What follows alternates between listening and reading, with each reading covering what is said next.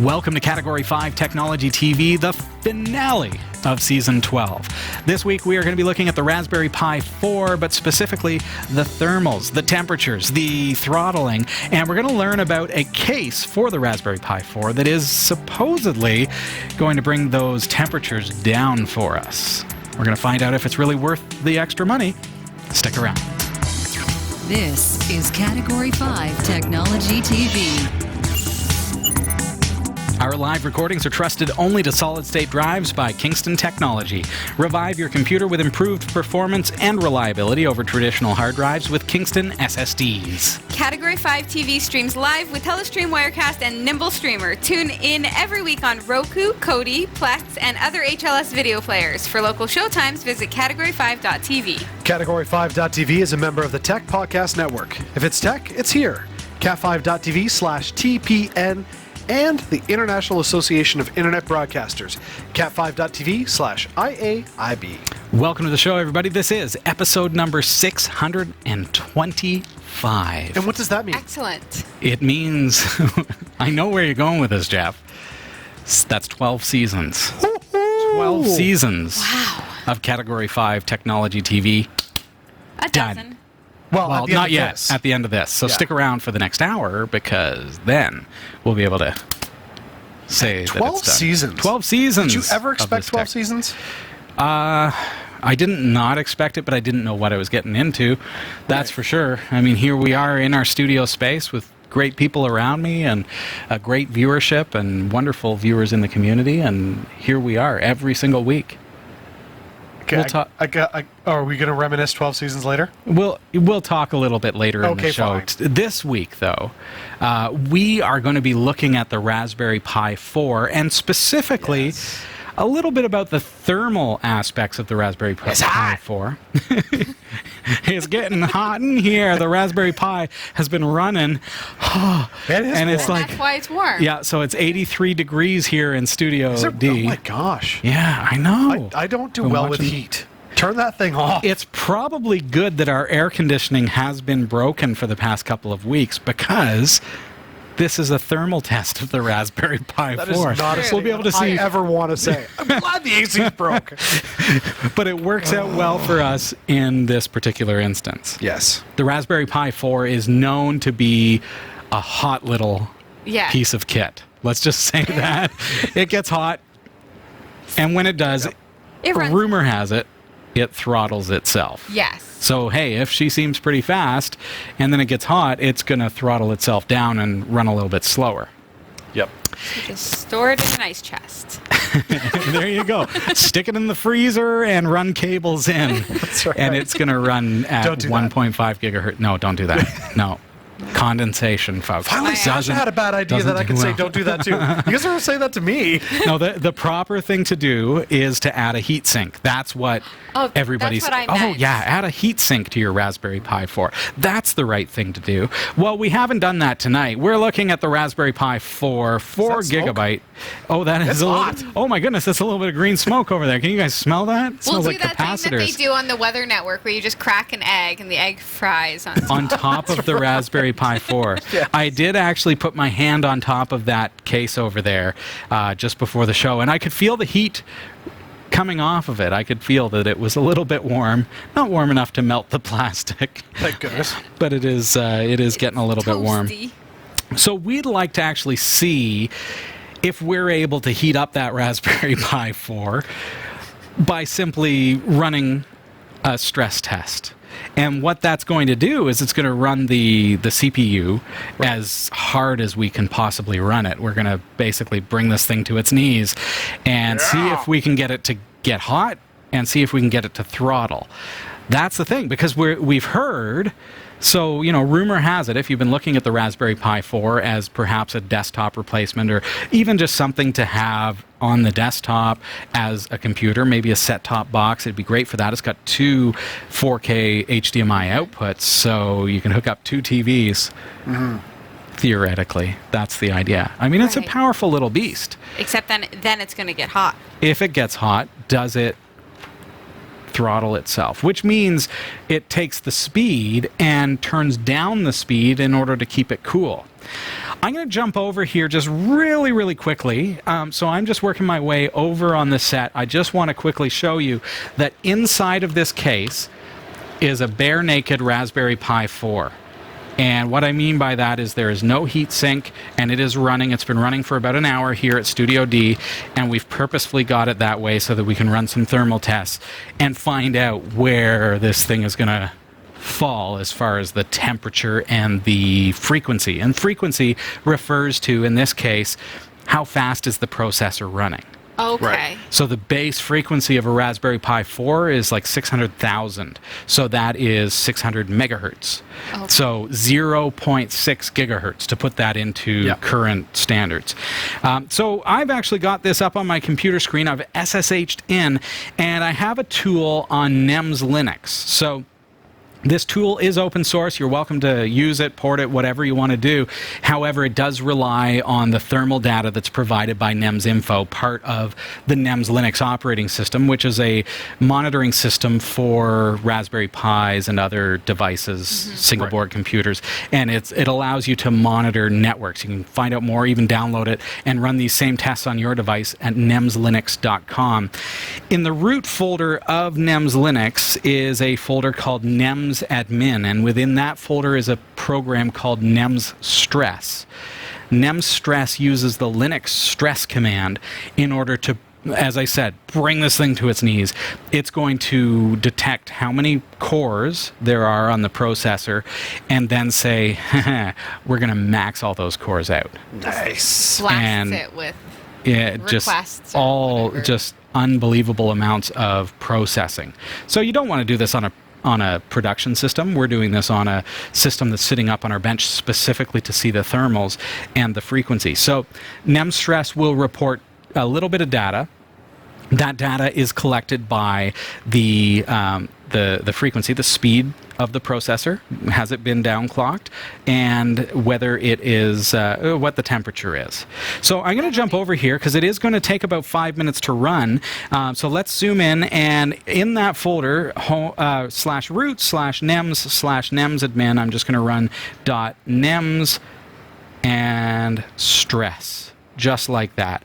And we're going to let that run, and it is going to take 5 minutes. So it's already activated nems-stress. How do I know that? I'm going to actually switch windows here. I have another terminal window, and I'm going to type htop, and let's look at what is happening here. You see that processor? It is maxed right out. So we were at a one load average. We've now hit 10.38, and that load average is now 12.43. And climbing 14.4, and you see our 4 cores on the Raspberry Pi 4, they are 100% maxed out. That's right. We're bringing that thing right to its knees. Right. And if I task back to our stress test, it's just doing its thing. So if you didn't have the second window open, you would just see that it's working away, and you'd have to wait. Yeah, I would just simply see this ... but then I get the report at the end, Jeff, Right. which we're going to see, and that data from the report is very important to us. Right. So as I mentioned, this is tracking with every little iteration, so basically every second it's tracking things like thermal data, the frequency of the processor, has it scaled up, has it scaled down, how has the temperature increased, and then finally at the end what our averages are.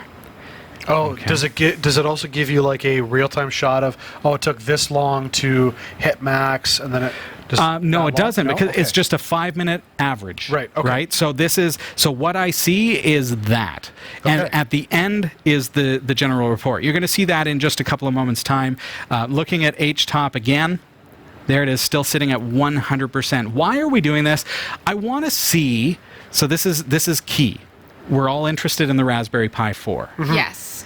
What difference is it going to make if we go with the stock case, Right. right, versus something a little higher end? Why would we want to spend $30, $40 on a Raspberry Pi 4 case? That's the question that we're setting out to possibly answer this week. Because the alternative is throwing it in a freezer. That's a very expensive case that uses a lot of electricity. This is true. But it makes ice cubes. It's true. This is also true. TV dinners are a thing. That's right. Not currently a thing with our solution that we have That's here. how you cook a TV dinner. We can probably do it. We're going to find out, Sasha, if we can cook a TV dinner with this thing, if we once this thing is all said and done. So the test is a running. And this, going back to the fact that we're now like the end of a season, 12 years. The fact that we can run a test for 5 minutes, waiting for dots to compile on a screen, and we can just fill it with conversation that sounds good and techie. Fill 5 minutes. Oh, thanks, Jeff. Is that actually on our script? No. Okay, dot. Okay, so dot. As far as I'm just reading what I see here. Fair enough. But as far as these tests are going, what is it doing? So, for somebody who's running this test that's going, how is it heating it up? Like, why? Check out the nems-stress command. So nems-stress, what it does is it creates several instances of the stress command, which maxes out the processor, and it creates, I don't know, I think it's 9 instances of it, and each of those instances pushes every single core of the processor. So it works it really, really hard. It's just a CPU test. And the only reason is to see, does the CPU get hot and does it throttle? Is it easy to accidentally do this without a stress test? Like to accidentally max it out?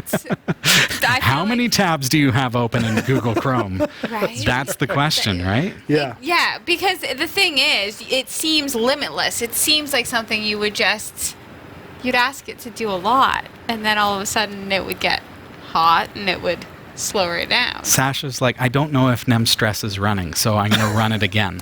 That's who I am as a person. Just see how that goes. That checks out. Yeah.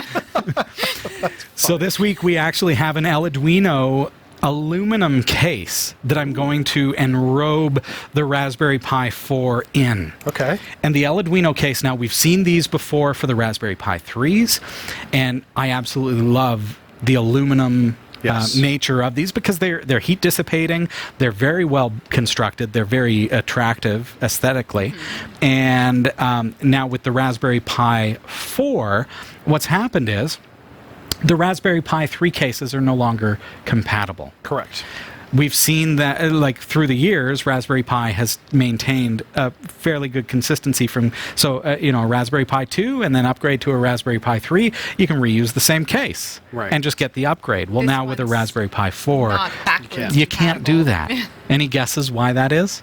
From an actual physical standpoint of the Raspberry Pi 4. The size of it must be. The size is identical. How about the little... Yeah, the screw holes? Yeah. Nope, screw holes are in the same place. So what could it be? What could make it so that it's impossible? Peripherals? Different ports? You're close. Different ports, yeah. It's the dual HDMI. So remember, the Raspberry Pi, up until the Raspberry Pi 4, only had a single full-sized HDMI. Now they have a dual HDMI micro. So you have to have a special case in order to do that.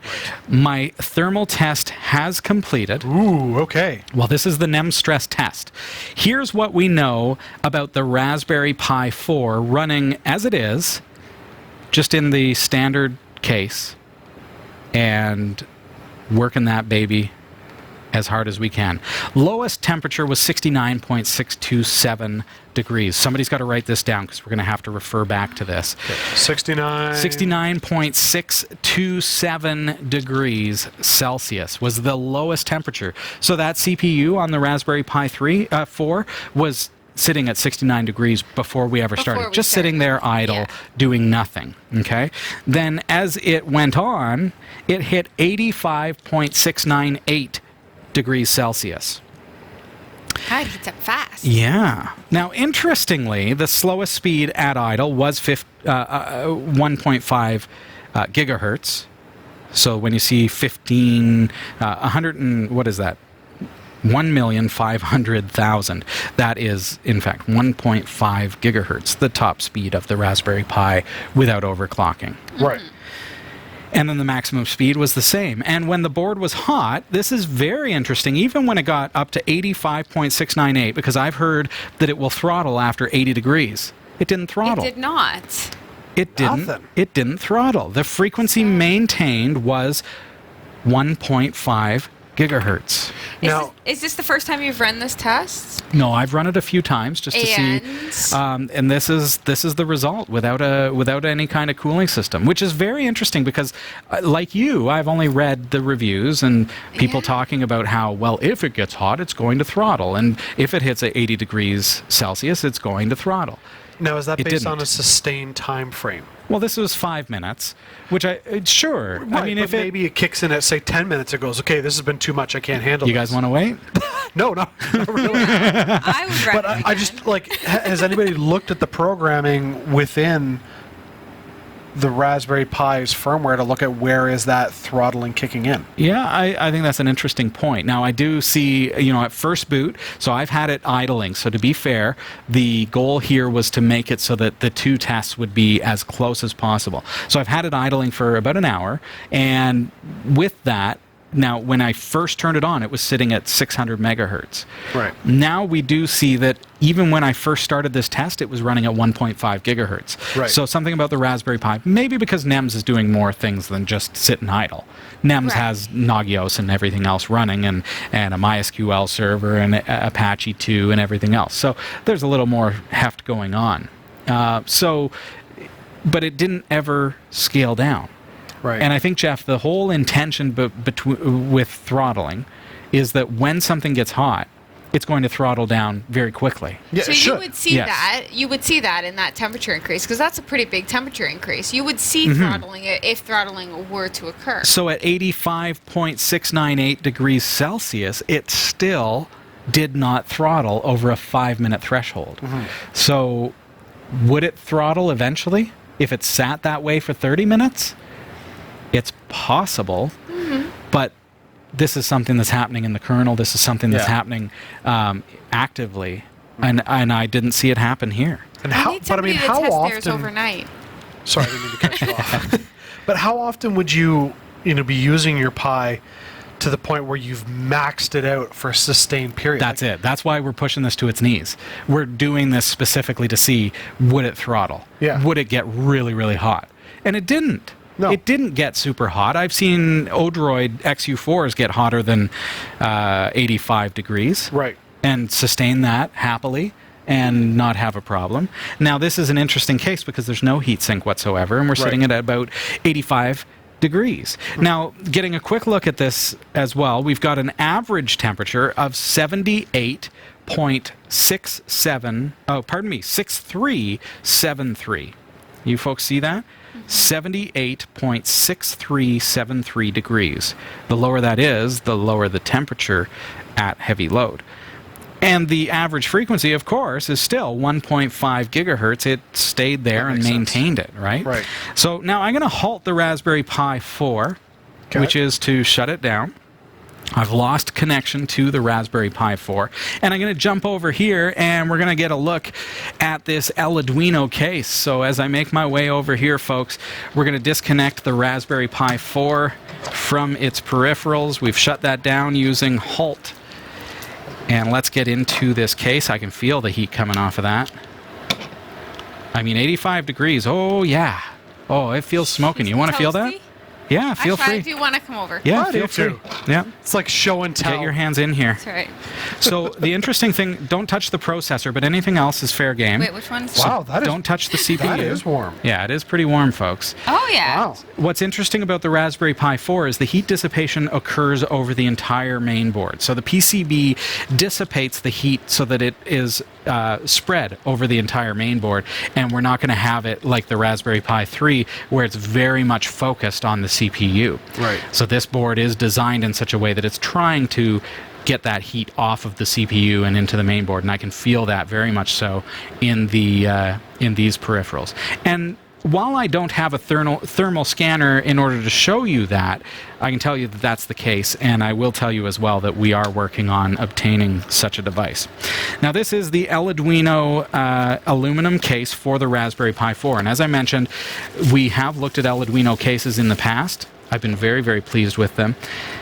This is a very nice aluminum case. That looks nice. And doesn't that look interesting, eh? So, let's get a little further into the box. It's a little bit more in there. There we go. So these are just like non-slip pads for the bottom of it, and a screwdriver. So let's open this up. You'll notice with the Eleduino case for the Raspberry Pi 4, there's a couple of things of note here. One is that it is wall mountable. Do you see these wall mounts? Yes. Yeah. So you can actually hang this thing on the wall. Also, it has a touch sensor here that allows you to control the fans, but the fans are also thermally controlled.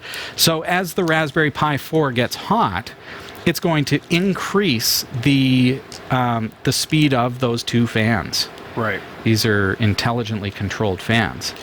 So let's get in here and see what it looks like. So the screws are actually in here out of the box. There we are. And there we have it. So you can see that these are not just fans that are powered by the GPIO. These fans are going into a controller circuit, and that is going to be connected to the Raspberry Pi 4's GPIO. However, Okay. it's much more sophisticated than just direct power coming off of that. And there we go. Raspberry Pi 4 is going to go in there. I have not removed the SD card. And it looks like it's going to just be a nice, snug fit. Look at that. Very slick. Good. Yeah. And I like the aluminum nature of these cases as well because, as we know, aluminum does what to heat? Takes it away. It kind of dissipates it and spreads it out, doesn't it? Mm-hmm. How easy is this to install? It's very easy. You didn't even need the instructions. I didn't.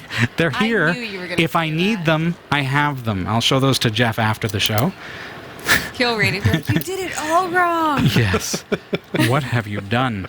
All right. There is one thing in the instructions that I need to know is how do I wire up this circuit board? Jeff or Sasha, maybe you have access to that information. Jeff, Do I have access to I that? feel like, do you close it before you wire it all together? There, we go. that's it. Okay. That's done. Okay. I can see that there's a little bit of a plastic film on this. So I'm going to remove that. Okay. If you ever get a new electronic device and you wonder why it looks scratched up, it's probably this plastic film. Yes. We There had you that, go. didn't we? So We did Yeah. have Okay. that, yeah. Yeah. You put you completely assembled it without plugging it in. There you go. Done. Seems- Well, here's the GPIO, because remember the GPIO, the camera output, the SD card, everything is accessible right here. But and I can see the camera connector there. Right. And what colors? How am I going to connect this? Now, red is to what? Red is to pin 4. Pin 4. So here's my GPIO on the Raspberry Pi 4. So I've got pin 1, 2, 3, 4. So pin 4 and blue or black. So that's all there is to it. Okay. Blue or black is connected to pin 6. That is correct. All right. So that should be all there is to it. So what I like about this, look at how sleek this is. That looks good. I think so. I like how Eleduino has created a form factor that is actually encased the Raspberry Pi 4. Yeah, and it's very low profile. I mean, the fact Extremely. that the USB ports still stick out above the case. Do you guys see that? Look at that.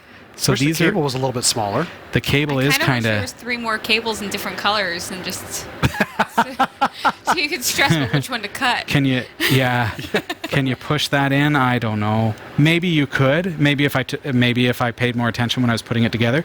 Think about that as you're putting it together. Maybe you could make that a little more streamlined. But yeah, you're right. The cable does stick out when it's plugged into the GPIO. So that's the one that was probably a design flaw, if you could say. Not really a flaw, but they could have made something that was a little bit more baseline, Yeah. straight, flat. But if that's the only issue, Yeah. come on. Yeah. Really helpful that the cable is the same color as the table, really. Yeah. Does that help? Now, you said that that touchpad you can control the fan. So what? It's just a matter of, it's almost like a slider? No, it's just like a touch lamp. Oh, gotcha. So you just touch right there. Yeah. Okay, so I'm going to plug back in the Ethernet. Okay.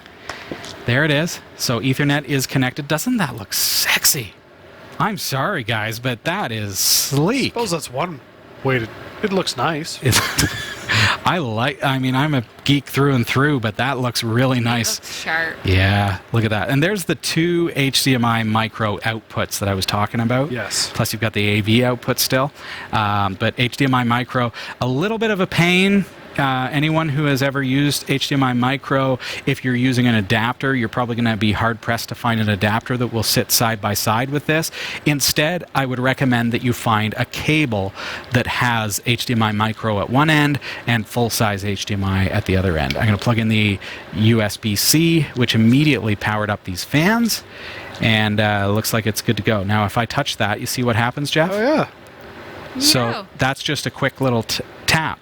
Now, How do they feel? Like, what? with like, is there a lot of vibration? There's no vibration whatsoever. Okay. There's no sound. I'm going to hold this right up to my mic. You guys can see that it's right up to my mic. You can see the top of your head, but... Yeah. Okay. So there's the sound that you're getting. Yeah.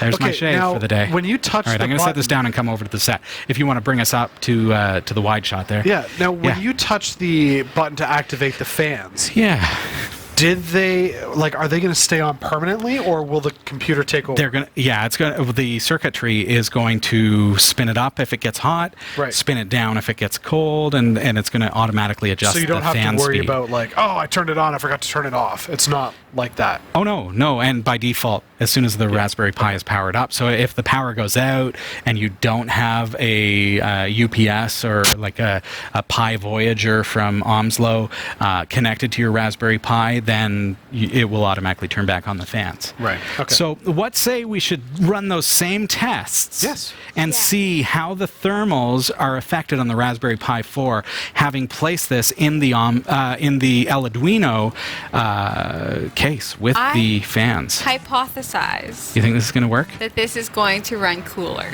Ooh, I'm really curious to know. Straight out of the box. Stick around. We'll be right back.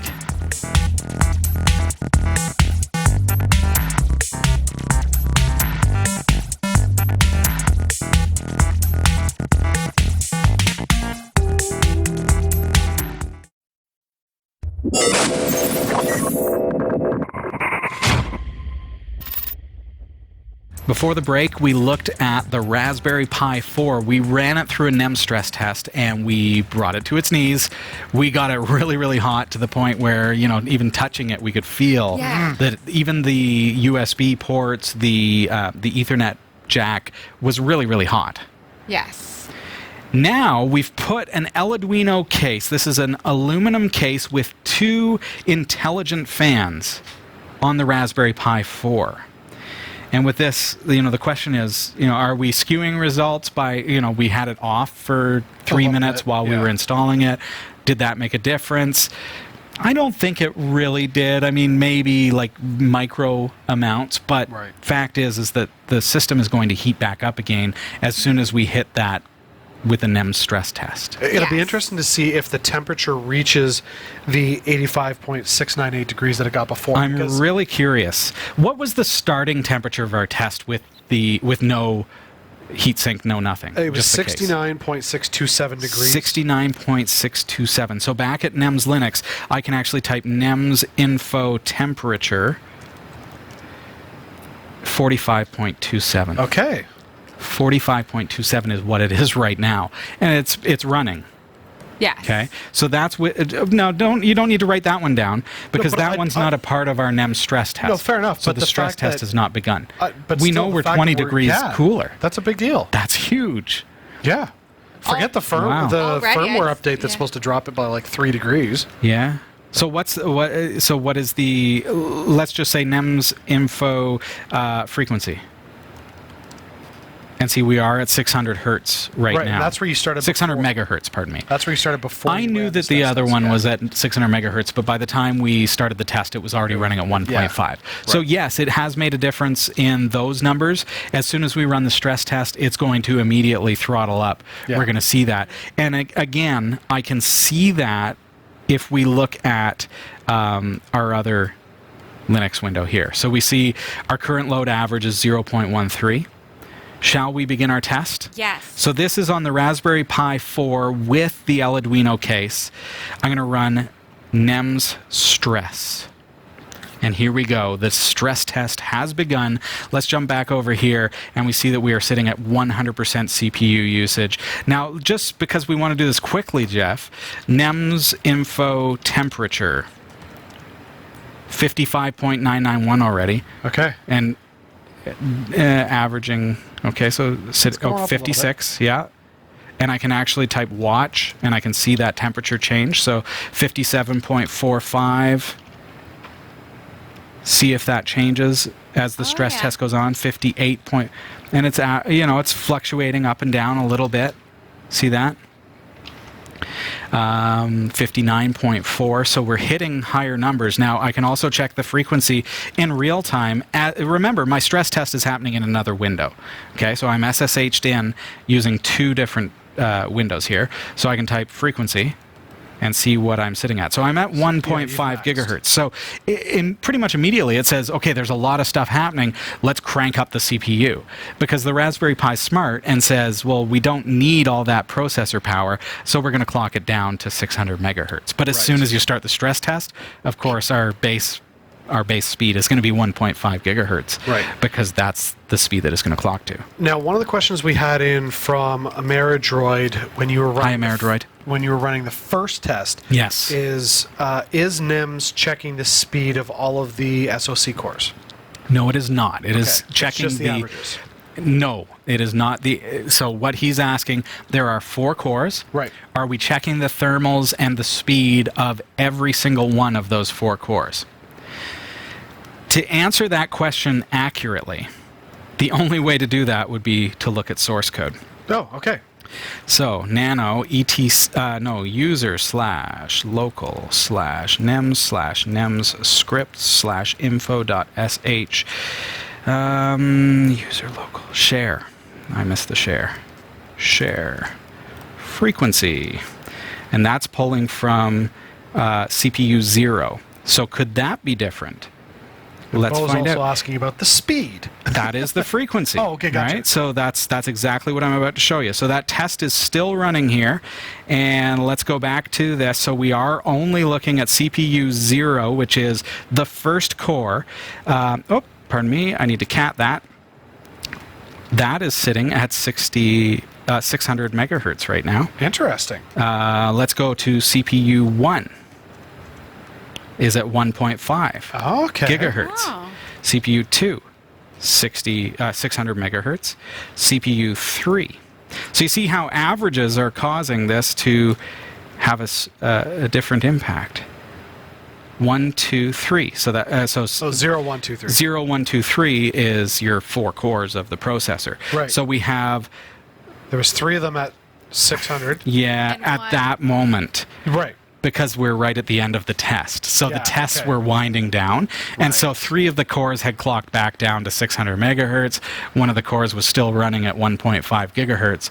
But I think what you'll find is in those instances, it's going to be clocked high. So our lowest temperature was 43.329 degrees Celsius. Jeff, how does that compare to the Raspberry Pi without the Eleduino case, Jeff? So we were, without the Eleduino, we're at 69.627 as a starting base. Yeah. Now, as a factor of variability into this, it was running for an hour without that case. But to be fair, it was only shut off for 5 minutes as we... Well, exactly. Yeah. Exactly. So, I mean, there could be some variation, but the little fact is, it started with the fans already running and the aluminum case already cooling it down. Sure. So it started at a lower base.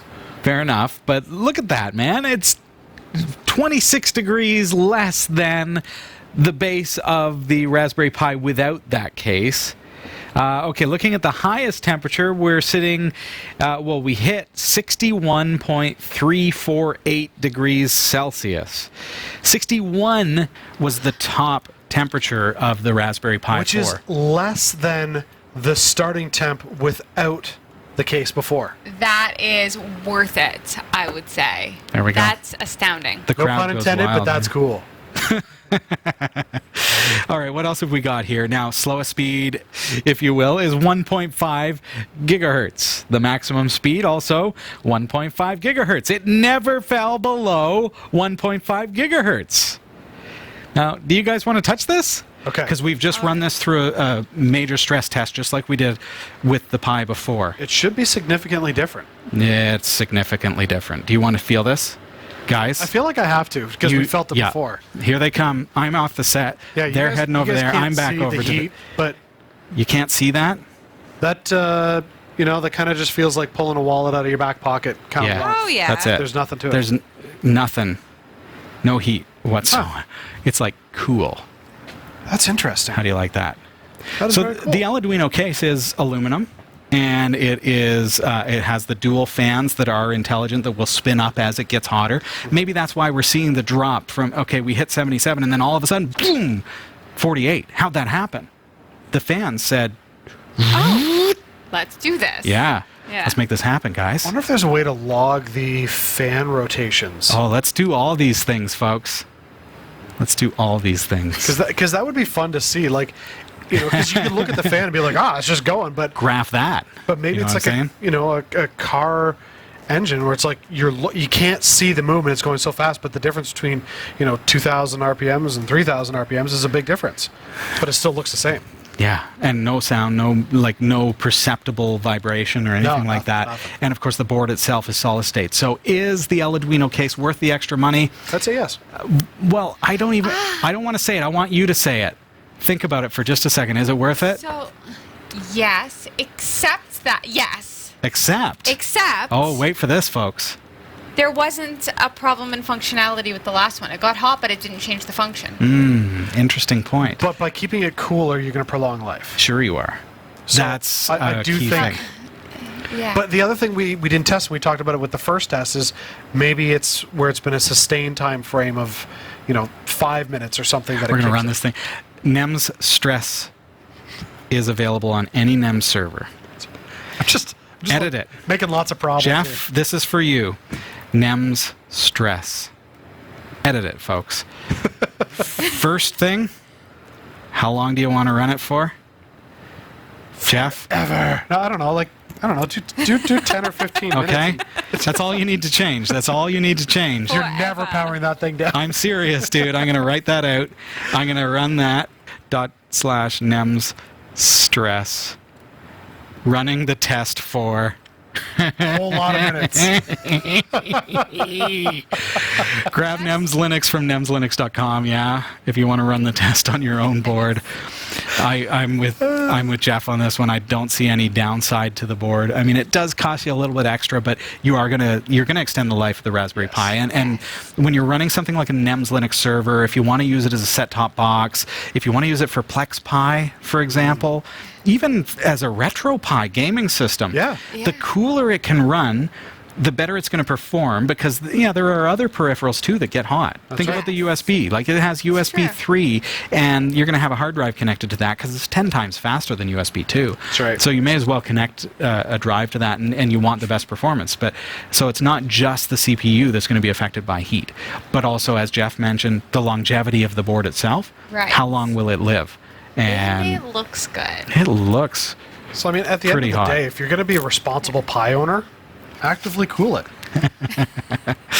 There it is, folks. That's the Raspberry Pi 4 with the Eleduino case. We've got to head over to the newsroom. Sasha, if you're ready for us. I am. Excellent. Here are the stories we're covering this week in the Category 5.tv newsroom. Facebook has confirmed that at least 200 million phone numbers from members have been exposed in an online database. It could be more than twice than that. An estimated 600,000 GPS trackers for monitoring the location of kids, seniors, and pets contain vulnerabilities that open users up to a host of creepy attacks. To protect query privacy, Mozilla will begin a slow rollout of DNS over HTTPS by default in its Firefox browser at the end of the month, moving all DNS queries to Cloudflare. And a blind man has helped develop a smart cane that uses Google Maps and sensors to navigate the world. These stories are coming right up. Don't go anywhere. This is the Category 5.tv newsroom, covering the week's top tech stories with a slight Linux bias. I'm Sasha Rickman, and here are the top stories we're following this week. Facebook has confirmed that at least 200 million phone numbers from members have been exposed in an online database. It could be more than twice than that. Yes, we took a break from Facebook's weekly data leaks these past few weeks, but we weren't joking when we said it continues to happen. The company said that it is now investigating, trying to figure out who compiled this database of anywhere from 200 to 400 million phone records, leaving it online unprotected. It's not believed to have been compiled or put there by Facebook. The database of telephone numbers and Facebook IDs was discovered on an unprotected web server and was not password protected. The database was taken offline after the news site TechCrunch reported the issue to the web hosting company. In April 2018, Facebook switched off a feature that let people search for other users by typing in their phone number. The company said malicious actors abused the feature by typing in millions of phone numbers to find out who owned them. It said that they had been harvesting profiles and phone numbers for years by abusing the search tool, and that anybody who had not changed their privacy settings after adding their phone number should assume their information had been harvested. Okay. So understand how this happens, right? Like, you know that checkbox that says allow people to find me by my phone number? Yeah. Yes. Yeah. So 0000001, 0000002, and just cycle through, right? And the Write a computer- bot to yeah. do that. And boom, it harvests all these. So it's not a data breach per se. It's that checkbox that allows them to find you if they know your phone number, allowed anyone to harvest based on bots. Exactly. Just spy. It's like the bot dialers, right? Angel Yeah. dialers, they call them. Yeah, I remember those. Yeah. So remember when we used to get a lot of solicitor calls and it was just random? Used to? Well, it shouldn't be too high now, but then have again, I'm on calls. Magic Jack, so I what would are you say on? I at You don't use least Bell, do you? at least once a week I get a call from the Canada Revenue Agency. Oh, There's sure. a warrant for your arrest. Yeah, that but one. Jeff, And then you there's got to always- take that one seriously. And dude. then there's always the It's guy legit. calling to Exactly. clean my ducks. Oh, And I yeah. let him know that all I've got is geese. Ah, And he doesn't figure that one out. couldn't figure it out? Nope. You're on Bell then? No, Virgin. Virgin? Yep. Some kind of... So I just use Magic Jack. Yeah, I know. And we've changed our number before. It's just a button in... I will say, You just like, log in and push a button and it gives you a new phone number. it does not happen with Magic Jack because we have Magic Jack for our home address. We have since 2010. Yeah. And I've never once had a spam call on it. I have, but you can block them. You can just log in again into the interface on the website. I don't have just- them blocked, and I've never had it. Never had Good. one. So I mean, Yeah, it's fairly rare. I'd like to know who put their phone number on Facebook. a lot of people. You do. have to in order to authenticate your Yeah. account. Oh, really? Yep. At one point, you didn't have to. I don't think I had to. If you signed up a long time ago. Yeah. Well, you are not on Facebook Now I am not on Facebook, so I can't check. Yeah. But I don't But think I my think- phone number was on Facebook. I could be wrong. I mean, I've only ever signed up for Facebook on an app. I think if you do it on the web, you don't require a cell phone because obviously they can't text your cell phone and be like, "Oh, is this correct?" yeah. I think, but I could be wrong. I don't know. It was a security concern. I'm pretty sure I raised it on the show before. Yeah. How Facebook was forcing people to provide phone numbers in order to confirm that they are who they are. think- And that's fairly common practice. YouTube is the same. You Yeah. cannot be a YouTube creator without providing a cell phone number. Oh, Not even you a can't home even number? just have a landline. They have to be you able to SMS you. Now they Really? well, you can activate tricky it with a home phone, like with a phone number, and the robot will call you and say, "This is Google. Your authentication code is." Huh. So yes, my mistake. Yeah, you can do that. However, in my case, I had already done that a few times with other accounts, and so my personal phone number was maxed out. Like you're Yeah. allowed to do it 4 times or something like that. Yeah. It's like activating Windows. You can only do it 100 times. Come on now. Right. Yes, of course. I only have one computer running Windows 10. Yeah. Oh. Software piracy. Yeah. An estimated 600,000 GPS trackers for monitoring the location of kids, seniors, and pets, containing vulnerabilities that open users up to a host of creepy attacks.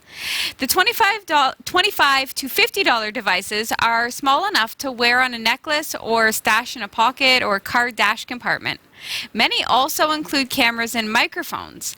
They're marketed on Amazon and other online stores as inexpensive ways to help keep kids, seniors, and pets safe.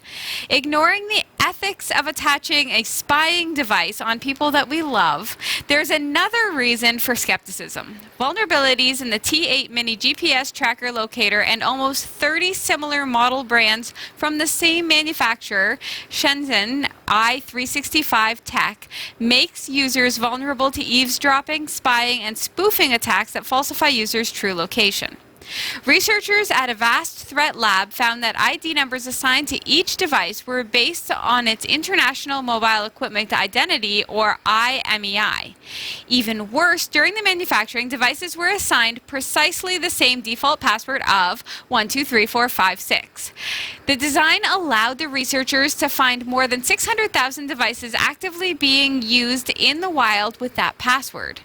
And as if that wasn't bad enough, the devices transmitted all data in plain text using commands that were easy to reverse engineer. The result? People who are on the same network as the smartphone or web-based app can monitor or modify sensitive traffic. One command that might come in handy sends a text message to a phone of the attacker's choice.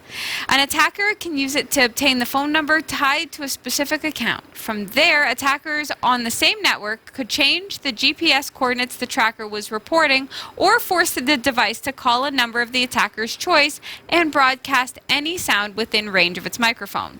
Other commands allow devices to return to their original factory settings, including the default password, or to install an attacker-chosen firmware.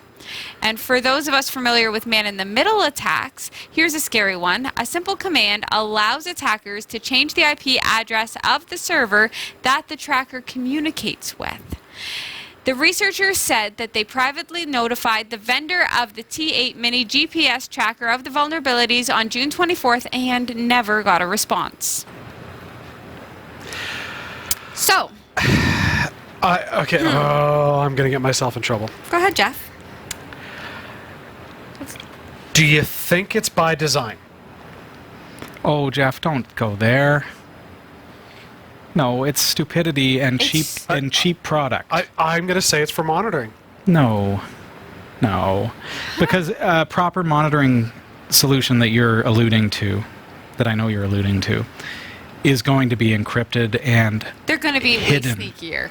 The data is going to be hidden in packets this is just going silly. to some server. I mean, you could be right, and maybe I'm just like, going into the dark conspiracy theories of my mind, but to have something that simple, all the same password, like so easy, to me, that is a inferior product that they said, let's leave this open to be able to collect the data, access from anywhere. I don't buy it. I can't see that as a mistake. No, I'm not. I like to think that people are inherently good. Yes. No matter what culture they're from, no matter what background they're from, that's what I believe. I actually could see the benefit of these if properly. Right. I can see the good in it, and it appeals to me. It appeals to me to have Alzheimer's patients. Exactly. Sure. Like people who are wander risks, they think that they're going somewhere they think they're going home and they're living in a completely different city. Yeah. And they're just wandering down the street, and it's a panic until you find them. We've had tragedies. I mean, we're up here in Canada. We've had winter tragedies where somebody has gone lost from a retirement home, and they've found them out in the middle of the ice months later, and it's tragic. And these kind of this is somebody has created a wonderful idea. Yes. But didn't have the knowledge or the financial backing to implement it correctly, because it can cost tens of thousands and more to be able to develop the software correctly. So what I hope doesn't happen is I hope that they don't take a story like this and have a fear for a tool like this in general. Right. Because used correctly, in a safe, secure way, this could really help keep people at risk safe, including pets, sure, right? Yeah. It can help. Jeff doesn't want to believe it.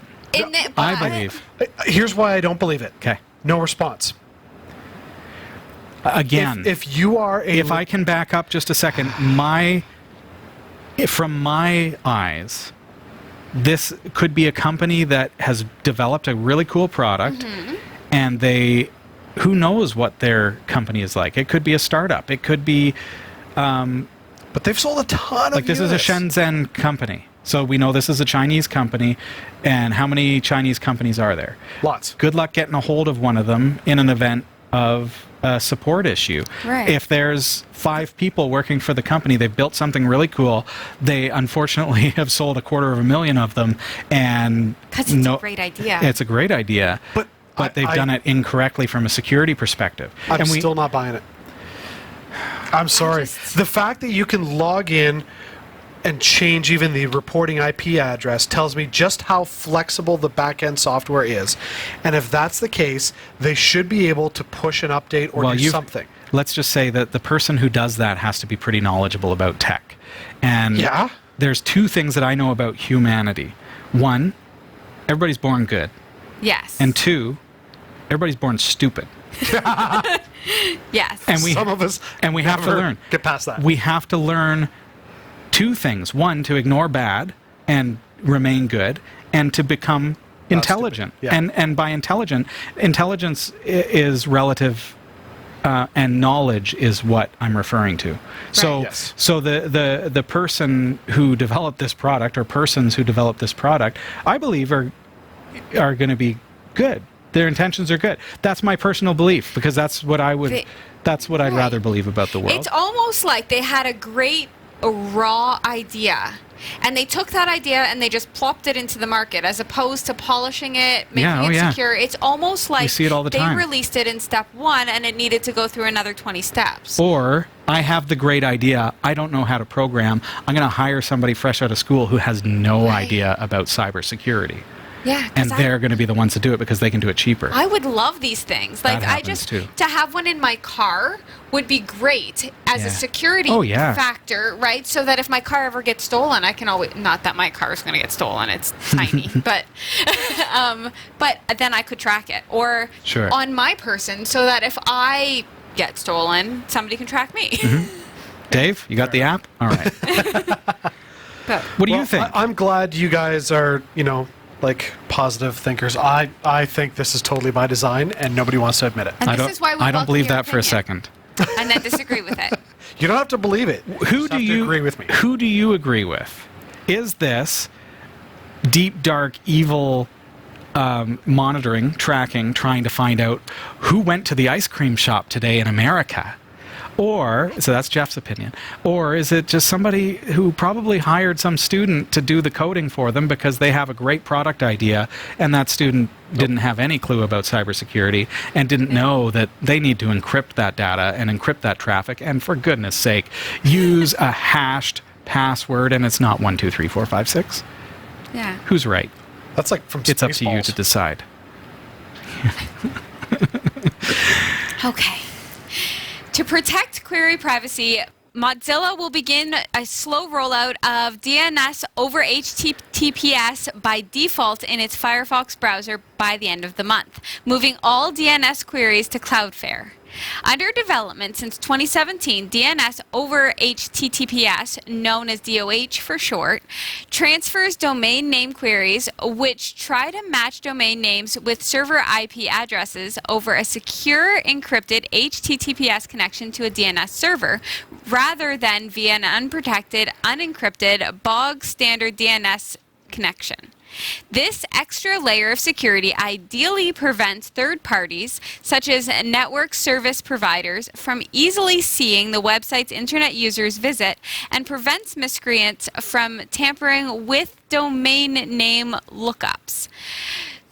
Though DOH provides much more privacy than the status quo, it's controversial where lack of privacy is assumed or required, such as monitored environments that insist on content filtering, among other reasons.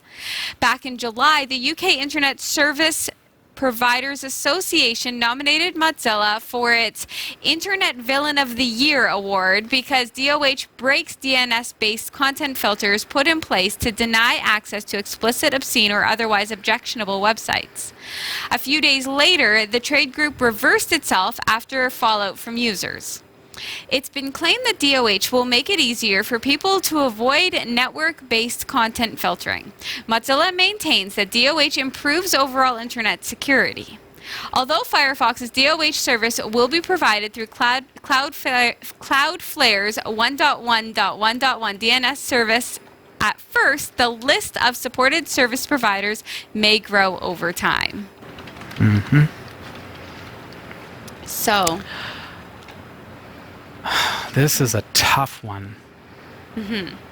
When Google forced every web designer and web host to go HTTPS, there's the understanding that this is more secure, this is more safe. My data being sent and received from that server is now encrypted. Right.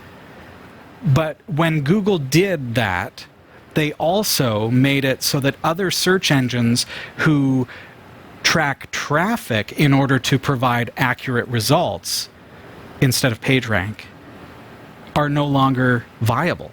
Their entire infrastructure now does not work because Google has made the internet HTTPS. So we don't see the fallout of a decision that they put under the guise that this is a security thing. Now, Firefox forcing DNS to be HTTPS based. It sounds like, from a security perspective, this is a great idea. Now, my internet service provider doesn't know that I am going to category5.tv when I go there, right, because the DNS lookup is happening at an encrypted level, and all that happens, the transaction, is IP based. Yes. So, do you think this could be related to a fallout from things like illegal downloads? Like, could this be used? What's the big picture? Does Mozilla have an ulterior motive like Google with HTTPS? Well, that's what I'm asking. Like, I mean, I think of the case about, I don't know, was it 6-7 years ago, where a bunch of people downloaded the Hurt Locker, and suddenly they got legal letters saying your IP was tracked downloading this. Right. So is it possible that by doing this, you can plausibly deny and say, I never went there?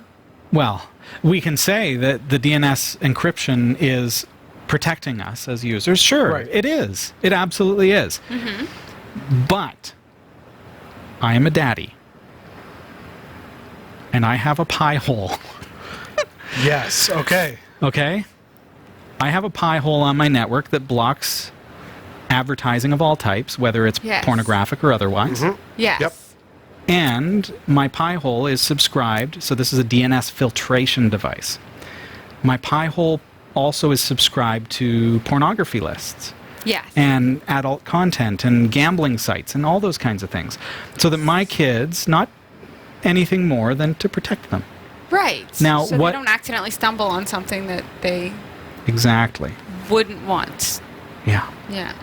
And tragically, this happens. Mm-hmm. Downloading an MP3 file, Googling to download a particular song. Yeah, it and happens. A pornographic ad pops up. Yes. From Google. Like, it shouldn't happen, but it does. So as a dad, I want to protect my kids.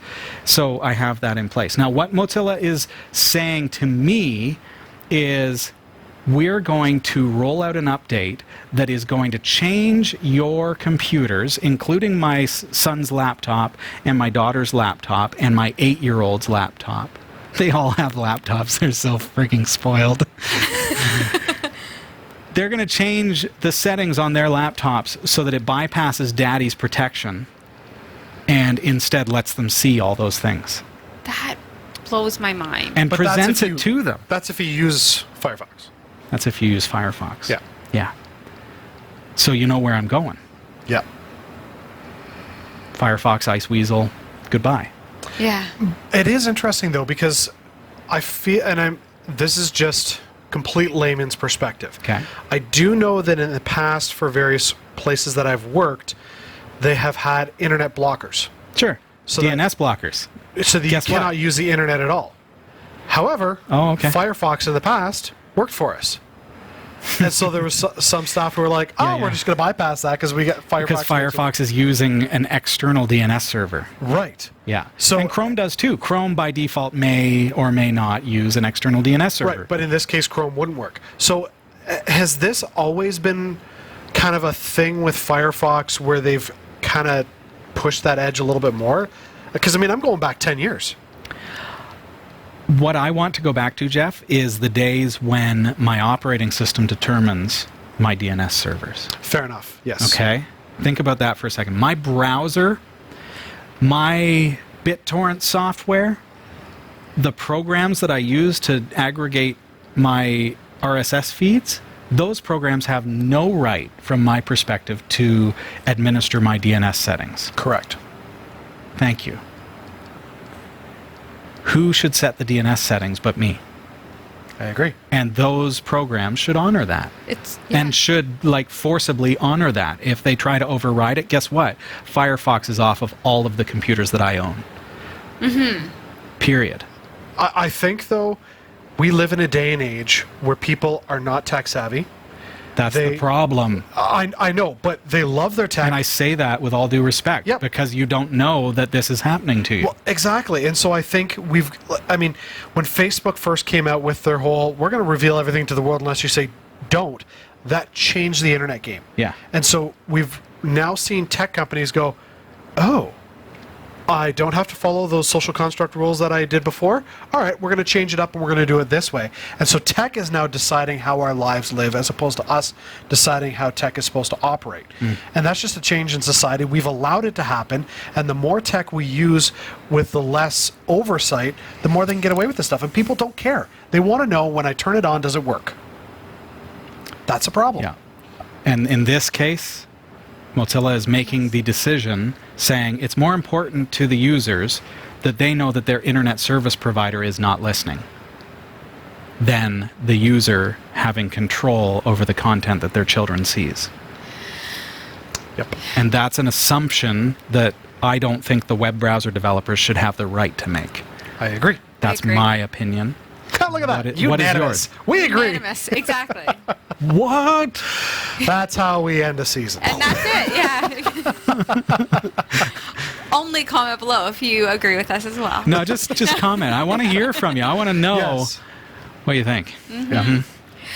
A blind man has helped develop a smart cane that uses Google Maps and sensors to navigate the world.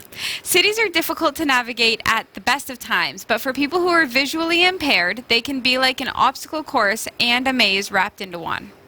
A UK national travel survey found that adults with mobility difficulties took 39% fewer trips than those with no disability in 2017.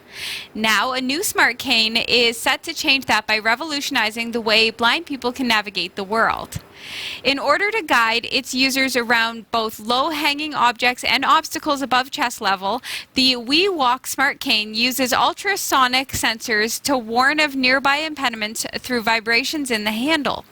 The cane, designed by engineers from Young Guru Academy, or YGA, in Turkey, can also be paired with the We Walk smartphone app via Bluetooth.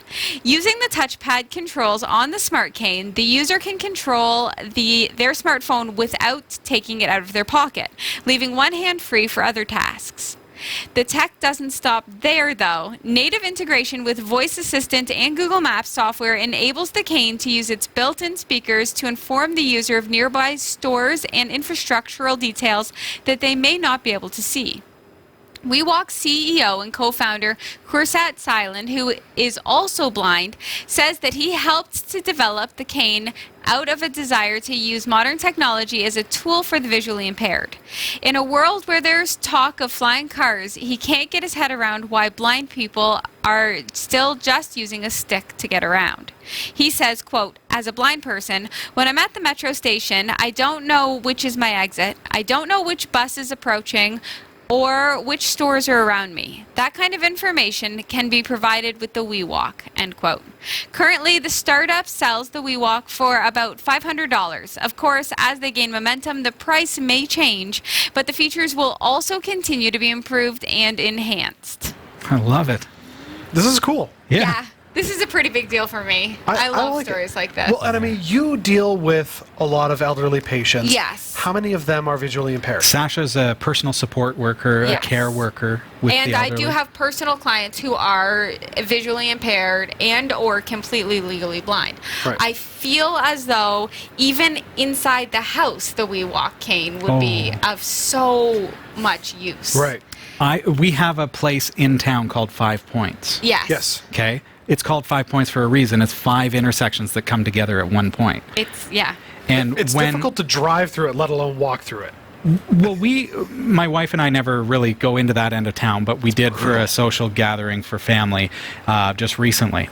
And at 5 Points, now, when it's time to walk, there's a beep, beep, Yes. beep, beep Yes. for the visually impaired that tells them it's time to start walking out into the 5 Points. Yes. 2 people ran a red light in front of us. Oh. 2 people. Yeah.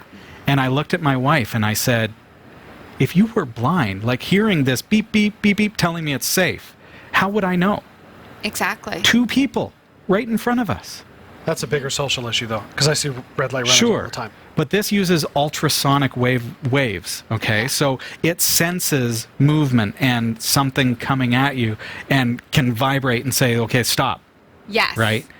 From a smart cane. I love that. You know, very the other cool. thing that I thought of while reading the story is, you know, the glasses.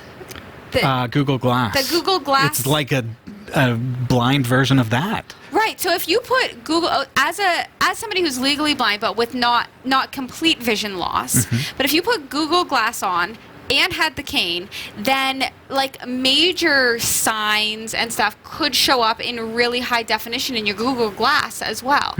Right? Because I wonder everything's if, everything's integrated. I've seen people with the modified readers where they slide the paper under the thing and it big projects magnifier. it. Yeah. It projects Sure. it really large. Well, Yes. if that was happening integrated with the cane and the glasses. I'm curious to know. Yeah, I don't know if someone who's that visually impaired could use Google Glass because it is still a small apparatus. Right, but would it not fill your whole visual field if programmed to Yeah, do I don't so? know. I don't know. That's a good question. Because Anyone with experience with Google Glass, I'd love to know. Right. Regardless, this is a cool story. This Very. opens up the world to people. Yeah. Like it's game changing to even have the confidence to go check your mail yourself. Yeah. Right? I get to somebody's house sometimes and I have to go and check to see if their mail at the front of the house has been delivered. Sure. Because they can't get out themselves to do it. Yeah. Can you imagine like just the independence of being able to do something as simple as that? Sure. Well, I mean, at the end of the day, the whole point of accessibility is to remove those barriers that prevents people from normal life. And so something like this is a huge accessibility device, and I love it. It's great. And $500 is not that big a deal. No. No. Think about the cost of a seeing eye dog, Well, exactly, right? yeah. I mean, just to put just a little spin on it, but Yeah. I mean, really. I mean, give the dog a break for just an afternoon and go for a walk with your WeWalk, you know, and it'll tell you where the stores are. And dog can't do that. Exactly. Hey, there you go. You mentioned that you could have one hand free, so you've got your dog, Yes. and you've got your cane, you've got the brains of the dog and everything that comes with that, and the smarts from like the informational smarts of Yeah. Google Assistant. Who would tell you as when you well. were approaching your bus stop and whether or not the bus was on Yeah, time which or bus late? is it? This is bus that's Exactly. going to the mall Yeah. or the one that's going to your house. Exactly. Right? That's cool. That's very I like clever. And I love what he said, which is, why are we still using a stick? It's Yeah. so Like, let's weird. smarten things up here, folks. Yep. All right, I've got to take a look at CoinGecko. Here's what the crypto market looked like. As of 1800 hours Eastern Time on Wednesday, September 11th, 2019, Bitcoin is a loser this week, losing $512.71 U.S. Still holding pretty strong, though, at $10,103.22 U.S. Facebook Libra still not trading. Litecoin is at 68.71 U.S. dollars. Ethereum at 176.85. Monero has gained very little at 73.01. I mean, everything is pretty static right now. Scala, a.k.a. Torque, aka Stellite, is down to 0.55. I think they're losing some market confidence with all the changes and everything, and people are not sure where to go. Turtle Coin is also down a little bit at 0.32 ten thousandths of a cent. And sorry, Scala was 0.55 ten thousandths of a cent. Remember, the cryptocurrency market is always changing. It's volatile, and it is never going to close. So it's a 24/7 market. So when you go to bed at, say, 10 o'clock at night, the market is still changing. So, you know, you can't possibly be on top of the cryptocurrency markets as a trading mechanism. So whenever you invest, whenever you decide to put something into the cryptocurrency market, our recommendation here at Category 5 is to only invest what you're willing to lose, and we wish you well with that. Yep. And we do have a tip jar if you do well, so keep that in the back of your mind. That's right. If you haven't lost your money in the Bitcoin, you know. Yes. Yeah. Big thanks to Roy W. Nash and our community of viewers for submitting stories to us this week. Thanks for watching the Category 5.tv newsroom. Don't forget to like and subscribe for all your tech news with a slight Linux bias. And for more free content, be sure to check out our website. From the Category 5.tv newsroom, I'm Sasha Rickman. And I'm Robbie Ferguson. And I'm Jeff Weston. Thanks for being here with us again this week. Folks, we've got to take a really quick break, and we will be right back. Stick around.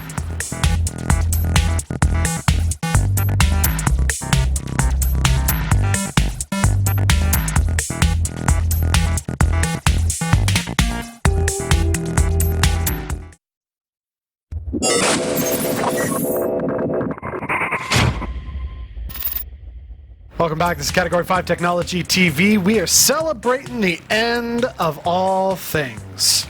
Not just a season. What? Just a season. Oh. Just the end of season 12. Come on now. All things season I like 12. giving you a heart attack.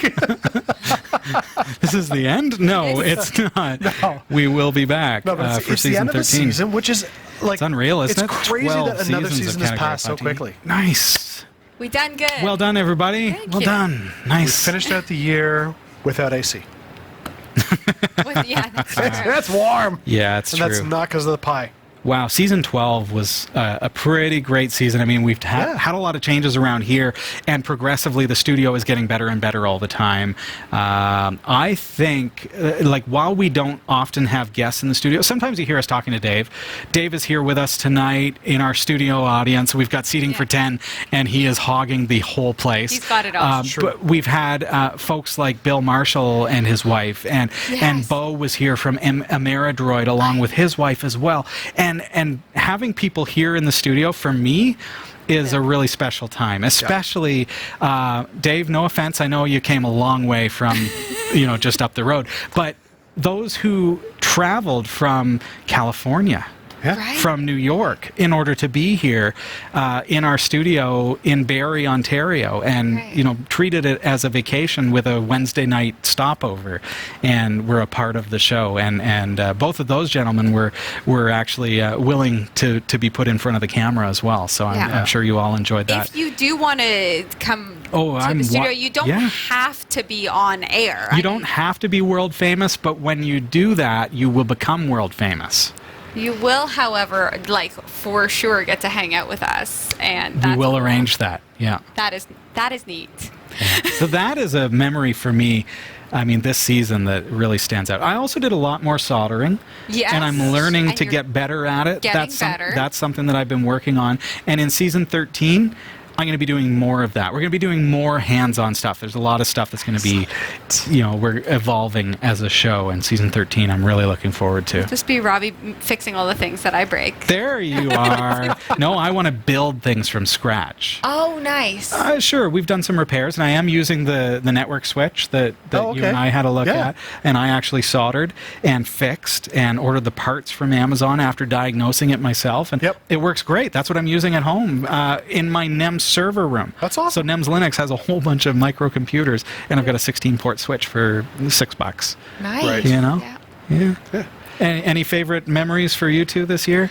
I really was blown away by the Wisecam unboxings so much that I was waiting and waiting and waiting for Christmas to come around because I was going to get them for Dave for Christmas, and then I decided You couldn't wait?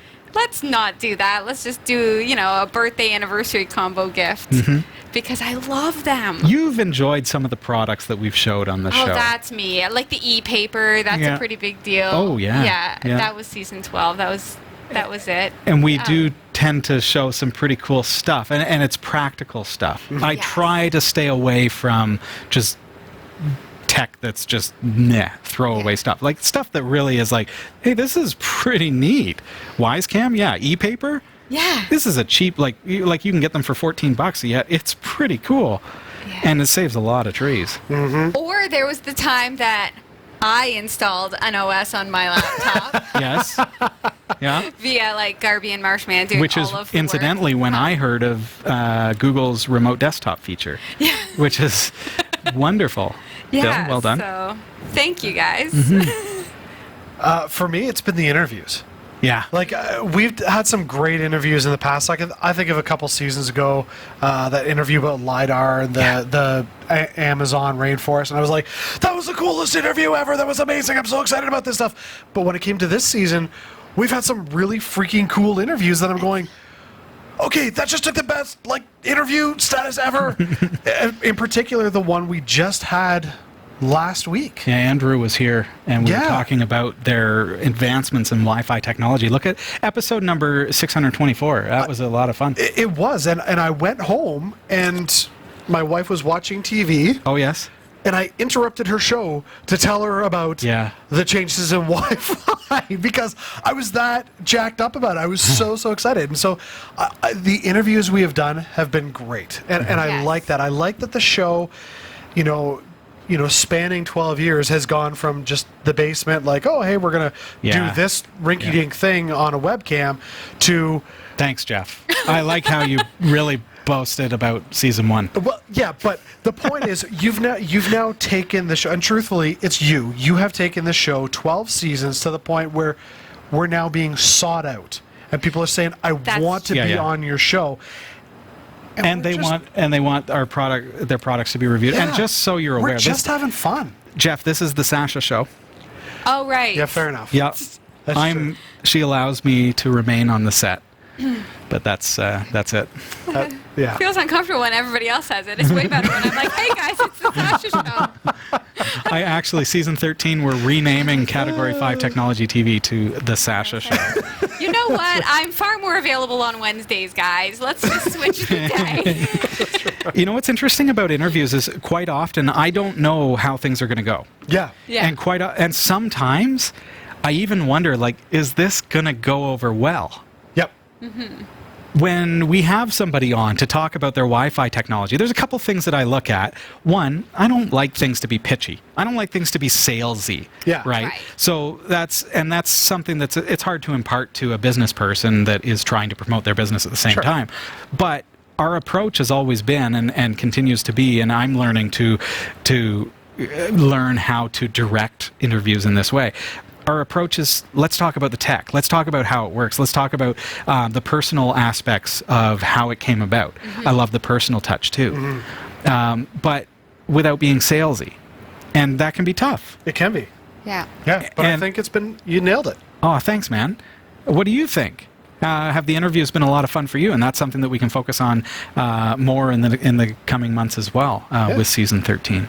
So, what's your favorite memory? We want to know. Yeah, I'd love to have you comment below. That's a great point. What memories do you have from season 12 that really stand out for you? And if you're not quite sure, head on over to our website. You can go to category5.tv, and on our website you can go shows, Category 5 Technology TV, full episodes, season 12, and simply look at some of the content that's there and scroll down and say, hey, there's a good memory.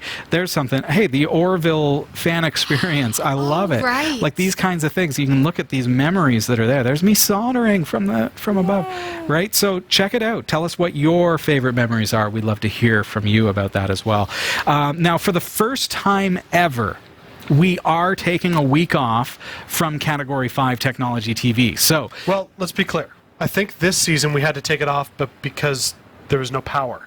Well, we were here. We sent out a file as best we could, but I mean, like booking a week off. Intentionally being off. Yeah, we actually, our cable TV networks that broadcast us are going to be rolling a rerun next week. So September 18th, Category 5 Technology TV will be closed, and there is something going on that is exclusive to our patrons. So if you are already a patron, which is basically a donor to Category 5 Technology TV, who is helping support this effort and what we do here at Category 5 Technology TV, we do have a 3-hour special just for you. If you're not currently a patron, you can become involved in that. You got a week. By going to patreon.com/category5. That's right. Sign up in time so that you can participate in that show.